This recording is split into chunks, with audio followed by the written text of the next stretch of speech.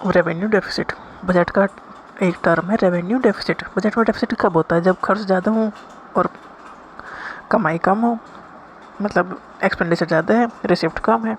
तो revenue deficit का मतलब क्या है? Revenue deficit is the excess of government revenue expenditure. रेवेन्यू ज़्यादा खर्च किया जा रहा है ओवर रेवेन्यू रिसिप्ट। जितना रेवेन्यू आ रहा है उससे ज़्यादा खर्च किया जा रहा है, तो ये डेफिसिट आ जाएगी, कमी आ जाएगी। मतलब कहाँ से लेके आओगे?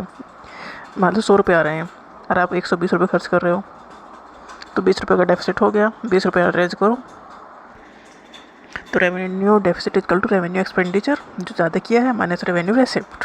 एक्सपेंडिचर ज़्यादा हो रहा है, रेसिप्ट कम है।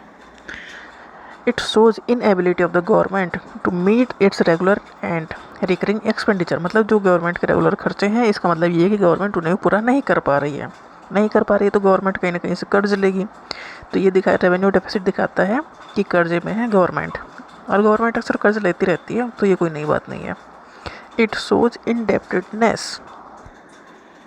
The revenue deficit implies repayment of burden the future. But revenue deficit अगर बना रहेगा, इसका मतलब ये है कि फ्यूचर में हमें वो रीपे तो करना ही पड़ेगा। ऐसा तो नहीं कि ले कर रख लो, ये तो कोई रूल होता नहीं है, क्योंकि गवर्नमेंट पैसा लेती है तो उसे वापस भी देना है, क्योंकि दूसरी कंट्री से या वर्ल्ड बैंक इन सब से वो पैसा ले रही है, उसका इंटरेस्ट भी देना है और वो पैसा भी वापस करना है। तो रीपेमेंट बर्डन बढ़ जाता है, सिर पे एक बोझ बढ़ जाता है।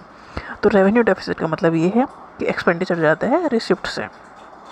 इसका मतलब ये है कि एक बर्डन है गवर्नमेंट के ऊपर।